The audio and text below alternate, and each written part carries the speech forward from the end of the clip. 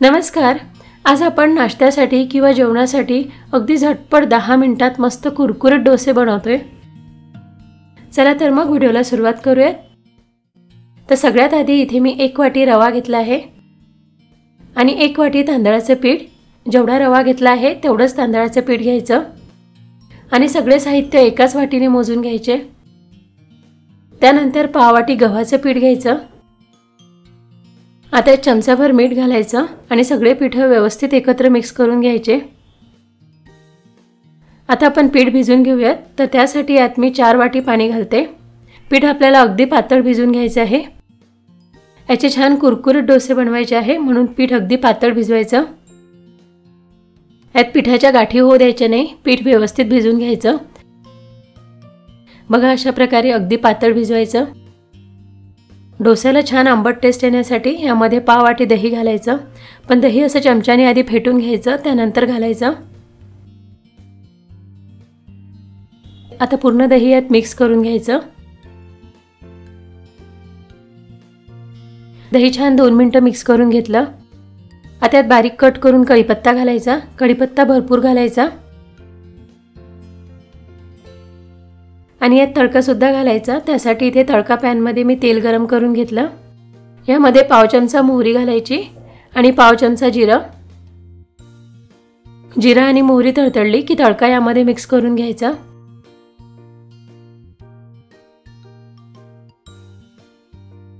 आता यावर झाकण ठेवायचं आणि 5 ते 10 मिनिटं हे बाजूला ठेवायचं। खूप जास्त वेळ पीठ भिजत ठेवायचं नाही। जास्त वेळ पीठ भिजत ठेवलं तर डोसे बनवताना तव्याला चिटकतात, त्यामुळे लगेच याचे डोसे बनवून घ्यायचे। तर आता 10 मिनिटांनंतर पाहूया, यातला रवा मुरला आहे। आता आपण याचे लगेच डोसे बनवून घेऊयात। त्यासाठी इथे गॅसवर मी तवा गरम करायला ठेवला आहे। तवा गरम झाला की याला व्यवस्थित तेल लावून घ्यायचे आणि पीठ तव्यावर सोडताना आधी काठावर सोडायचं, त्यानंतर मधात सोडा, कारण मधात तवा जास्त गरम झाला असतो। आता 2 ते 3 मिनिटं डोसा भाजून घ्यायचा। छान गोल्डन ब्राऊन रंग येईपर्यंत डोसा भाजायचा। डोसा वरच्या बाजूने सुकला की यावर तेल किंवा तूप घालायचं। डोसाचा रंग बदलला आहे, डोसा छान भाजला गेला आहे। आता आपण काढून घेऊया। याच प्रकारे सगळे डोसे बनवून घ्यायचे। बघा मस्त कुरकुरीत डोसे तयार झाले आहे। हे डोसे तुम्ही सांबार किंवा कोणत्याही चटणी सोबत खाऊ शकता किंवा असेही हे कुरकुरीत डोसे खायला खूप छान लागतात। डोसे अगदी झटपट तयार होतात, बनवायला पण सोपे आहेत। तर एखाद्या वेळी नाश्त्यासाठी किंवा जेवणासाठी बनवून बघा, मस्त कुरकुरीत होतात। तर इथे मी 1 कप ज्वारीचे पीठ घेतले आहे। आता यातच पाव कप बारीक रवा घ्यायचा। 1 कांदा बारीक कापून घालायचा, 1 मीडियम आकाराचा कांदा घेतला होता। त्यानंतर आता यात अर्धा कप दुधी भोपळा घालायचा। दुधी भोपळा असा लांब लांब किसून घ्यायचा आणि ज्यावेळी आपण पिठामध्ये मिक्स करतो त्याच वेळी किसून घ्या। दुधी भोपळा जर आधीच किसून ठेवला तर तो हवेच्या संपर्कात येऊन काळा पडतो, त्यामुळे वेळेवरच किसून घ्या।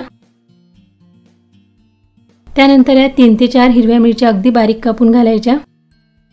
8 ते 10 कढीपत्त्याची पानं सुद्धा बारीक कापून घालायची। त्यानंतर अर्धा चमचा जिरा पूड आणि चवीनुसार मीठ घालायचं। आता हे सगळं पिठामध्ये व्यवस्थित मिक्स करून घ्यायचं आणि पीठ भिजवून घ्यायचं।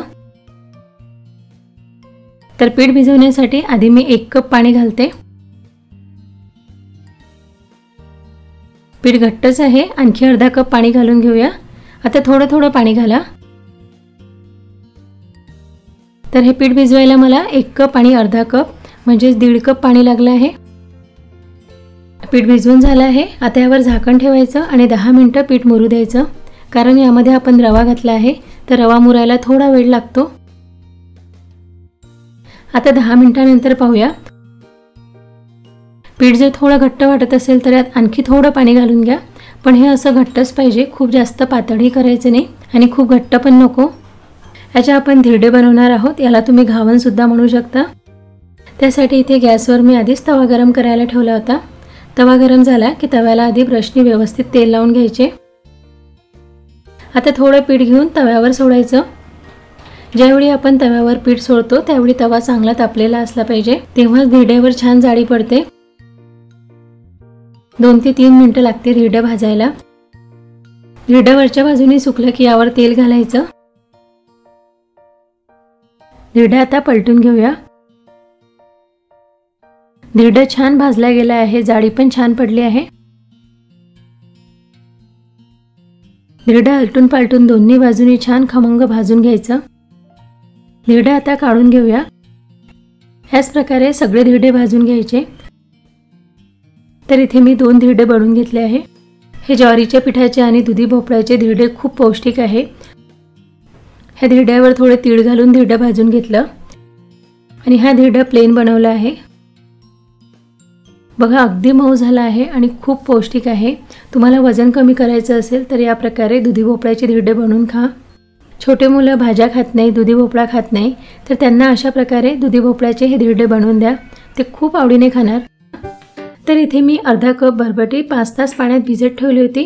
हे तुम्ही रात्रभर सुद्धा भिजत ठेवू शकता। आता हे भिजत ठेवलेलं सगळं पाणी काढून घ्यायचं आणि बरबटी एका मोठ्या भांड्यामध्ये काढून घ्यायची।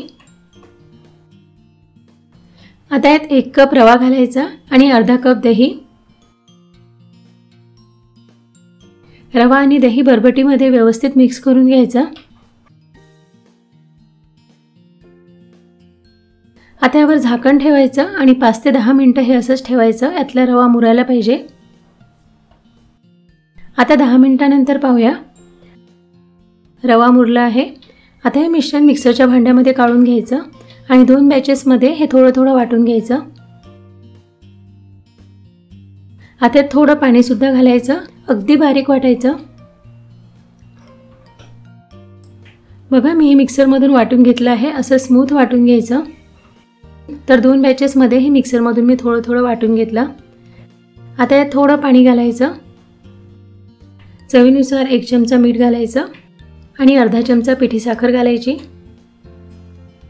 साखर घातल्यामुळे रेसिपीला रंग छान येतो, पण थोडीच साखर घाला, जास्त साखर घालू नका। आणि हे सगळं व्यवस्थित मिक्स करून घ्यायचं आणि पुन्हा आता यावर झाकण ठेवून 10 मिनिटं मिश्रण मुरू द्यायचं। आता 10 मिनिटांनंतर पाहूया, मिश्रण जर तुम्हाला घट्ट वाटत असेल तर यात थोडं पाणी घालू शकता। आपण हे असंच पाहिजे, याचे आपण छान कुरकुरीत डोसे बनवणार आहोत, त्यामुळे हे मिश्रण थोडंसं घट्टच ठेवायचं। तर डोसे बनवण्यासाठी इथे गॅसवर मी तवा गरम करायला ठेवला आहे। तव्याला आधी व्यवस्थित तेल लावून घ्यायचे आणि तवा गरम झाला की यावर पाणी शिंपडायचं। पाणी कपड्याने असं पुसून घ्यायचं, यामुळे तव्याचं टेम्परेचर कमी होते आणि मग डोसा तव्यावर पसरवताना तव्याला अजिबात चिटकत नाही। डोसा तव्यावर पसरवताना गॅसची फ्लेम कमीच करायची। हाय फ्लेमवर जर डोसा आपण तव्यावर पसरवला तर तो तव्याला चिटकू शकतो। डोसा तव्यावर पसरून घेतला की गॅस मध्यम आचेवर ठेवायचा आणि 2-3 मिनिटं डोसा छान भाजून घ्यायचा। डोस्यावर वरून तेल किंवा तूप घालायचं। यावर मी थोडा सांबार मसाला घालून घेते। यावर तुम्ही चाट मसाला किंवा मॅगी मसाला सुद्धा घालू शकता। थोडा बारीक कापलेला कांदा घालायचा, कोथिंबीर घालायची, कॅरेट असेल तर कॅरेट किसून घाला, चटणी सुद्धा घालू शकता। छान मसाला डोसा तयार होतो। डोस्याचा थोडा रंग बदलेपर्यंत डोसा भाजून घ्यायचा। 3 ते 4 मिनिटं लागते डोसा भाजायला। बघा हे डोसे तव्याला अजिबात चिपकत नाही। डोसा छान भाजून झाला आहे, प्लेटमध्ये काढून घेऊया। आणखी एक साधा डोसा बनवून दाखवते। अशा प्रकारे तुम्ही साधा प्लेन डोसा सुद्धा बनवू शकता। हे डोसे खूप पौष्टिक होतात। मुलं कडधान्य खात नाहीत तर त्यांना अशा प्रकारे टिफिनमध्ये देण्यासाठी डोसे बनवून द्या किंवा वजन कमी करण्यासाठी सुद्धा हा उत्तम पर्याय आहे। तर याच प्रकारे सगळे डोसे बनवून घ्यायचे। मसाला डोसे बनवा किंवा असे साधे प्लेन सुद्धा बनवू शकता। तर इथे मी 2 डोसे बनवून घेतले आहे। एक साधा डोसा बनवला, एक मसाला डोसा बनवला। हे डोसे मस्त कुरकुरीत होतात। यासोबत खाण्यासाठी तुम्ही सांबार बनवा किंवा कोणत्याही चटणीसोबत खाऊ शकता। तर सगळ्यात आधी मिक्सरच्या भांड्यामध्ये 2 कच्चे बटाटे घ्यायचे। बटाटे सोलून मी त्याच्या फोडी करून घेतले आहे। बटाटे कापून घेतल्यानंतर 2 ते 3 पाण्याने ते स्वच्छ धुवून घ्यायचे। आता 3 ते 4 हिरव्या मिरच्या टाकायच्या, 10-12 लसणाच्या पाकळ्या, थोडंसं अद्रक आणि 10 ते 15 कढीपत्त्याची पानं घ्यायची आणि आता हे मिक्सरमधून अगदी बारीक वाटून घ्यायचं, याची पेस्ट करायची। हे वाटताना यात पाणी घालायचं नाही, बटाट्यामध्येच पाणी असते, त्यामुळे याची अगदी बारीक प्युरी तयार होते। बघा अशा प्रकारे मी बटाटे वाटून घेतले आहे, बारीक करून घेतले। आता यात 1 वाटी ज्वारीचे पीठ टाकायचं आणि 1 वाटी पाणी घालून मिक्सरमधून हे पुन्हा वाटून घ्यायचं। मिक्सरमध्येच हे असं वाटून घेतलं की ते अगदी स्मूथ होते, ते आपल्याला जास्त फेटावं लागत नाही, पिठात गाठी होत नाही। मिक्सरमधून हे तयार केलेलं मिश्रण आता एका मोठ्या भांड्यामध्ये काढून घेऊया। यात पाव चमचा हळद टाकायची, चवीनुसार अर्धा चमचा मीठ आणि यात लिंबाचा रस घालायचा, यामुळे टेस्ट खूप छान येते। हे लिंबू मोठा आहे, याला रस खूप आहे, त्यामुळे मी अर्धच लिंबू पिळून घालते। छोटा लिंबू असेल तर 1 पूर्ण लिंबाचा रस घाला। हे सगळं आता पिठामध्ये व्यवस्थित मिक्स करून घ्यायचं। पीठ जर तुम्हाला थोडं घट्ट वाटत असेल तर यात पाणी घाला। पीठ खूप जास्त पातळी करायचं नाही आणि खूप घट्ट पण नको, अशीच याची कन्सिस्टन्सी ठेवायची। आता थोडी कोथिंबीर घालायची, कोथिंबीर व्यवस्थित मिक्स करून घ्यायची।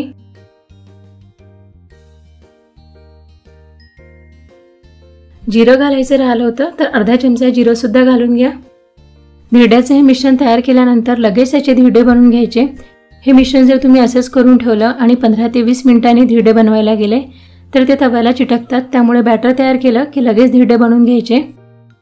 आता आपण याचे लगेच धिरडे बनवून घेऊयात। त्यासाठी इथे गॅसवर मी तवा आधीच गरम करायला ठेवला होता। तवा गरम झाला की तव्याला आधी व्यवस्थित तेल लावून घ्यायचे आणि आता पीठ तव्यावर सोडून घ्यायचं। पीठ तव्यावर सोडताना आधी चमच्याने मिक्स करून घ्यायचं। धिरडे बनवताना पीठ आपण तव्यावर सोडतो त्यावेळी गॅसची फ्लेम मोठी ठेवायची आणि तवा चांगला तपलेला असला पाहिजे, तेव्हाच धिरड्यावर जाळी छान पडते। तवा जर चांगला तपलेला नसला किंवा गॅसची फ्लेम कमी ठेवली तर पीठ तव्यावर सोडताना त्यावर जाळी पडत नाही। आता धिरडं थोडं वरच्या बाजूने सुकलं की यावर तेल घालायचं। धिरडं खालच्या बाजूने चांगलं शिजवून घ्यायचं, त्यानंतरच पलटवायचं। खालच्या बाजूने धिरडं शिजलं आहे, आपण पलटून घेऊयात। धिरडं छान भाजलं गेलं आहे, रंग छान आला। दोन्ही बाजूने धिरडं छान खमंग भाजून घ्यायचं। आता हे प्लेटमध्ये काढून घेऊया। याच प्रकारे सगळे धिरडे बनवून घ्यायचे। तर इथे मी 2 धिरडे बनवून घेतले। बघा हे कागदासारखे अगदी पातळ होतात, मऊ होतात। धिरड्यामध्ये तिखट, मीठ, बटाटे असल्यामुळे धिरडे असेही खायला छान लागतात किंवा हे तुम्ही लोणच्यासोबत खाऊ शकता, कोणत्याही चटणीसोबत किंवा भाजीसोबतही खाऊ शकता। हा नाश्ता अगदी झटपट तयार होतो, मुलांना टिफिनमध्ये बनवून देऊ शकता, सकाळी नाश्त्यासाठी किंवा एखाद्या दिवशी रात्रीच्या हलक्या जेवणासाठी सुद्धा बनवू शकता। तर इथे मी भरपूर ताजा कढीपत्ता घेतला आहे। कढीपत्ता आधी पाण्याने स्वच्छ धुवून घ्यायचा। कढीपत्ता खाण्याचे बरेच फायदे आहेत। कढीपत्त्यामध्ये antioxidant, vitamin A, vitamin B, vitamin C आणि भरपूर लोह असते। कढीपत्ता खाल्ल्यामुळे पचनशक्ती वाढते, केसांच्या वाढीस मदत होते, केस गळती थांबते, शरीरावर सूज आली असेल तर कढीपत्ता खाल्ल्याने सूज कमी होते। शिवाय कढीपत्ता रक्तातील साखर कमी करतो, त्यामुळे कढीपत्ता मधुमेहाच्या रुग्णांसाठी रामबाण उपाय ठरू शकतो। अशा कढीपत्त्याचे बरेच फायदे आहेत। तर इथे मी कढीपत्त्याचे पानं तोडून घेतले आहे।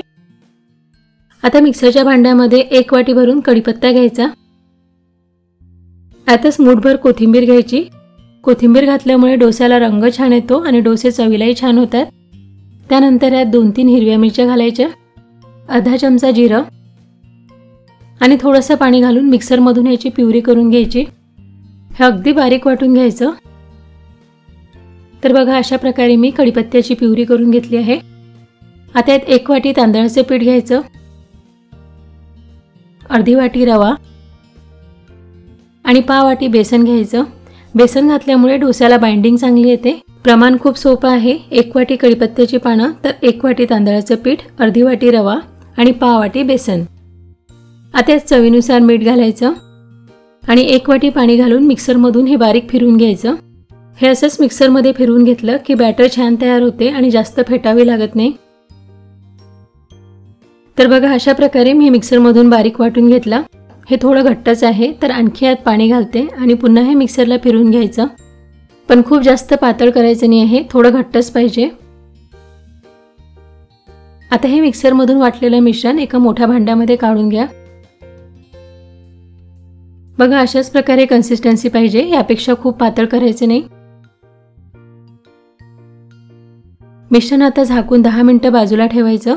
तोपर्यंत आपण यासोबत खाण्यासाठी ओल्या नारळाची चटणी बनवून घेऊयात। तर त्यासाठी इथे मी अर्धी वाटी ओलं खोबरं घेतलं आहे। यात 2 चमचे डाळवा घ्यायचा, 1 हिरवी मिरची तोडून घालायची,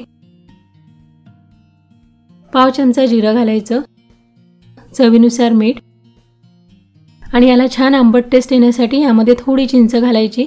चिंच खात नसेल तर लिंबाचा रस घाला, पण बाहेर जी हॉटेलमध्ये खोबऱ्याची चटणी बनवतात त्यामध्ये अशी थोडी चिंचच घालतात, त्यामुळे चटणी चवीला खूप छान होते।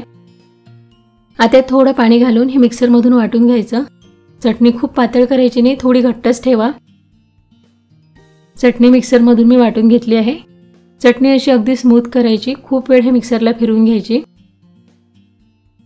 आता यावर तडका घालायचा आहे।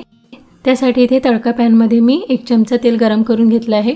तेल चांगलं कडकडीत गरम झालं की यात पाव चमचा मोहरी घालायची, पाव चमचा उडदाची डाळ, थोडी चण्याची डाळ घालायची, पाव चमचा जिरं घालायचं, 4-5 कढीपत्त्याची पानं घालायची।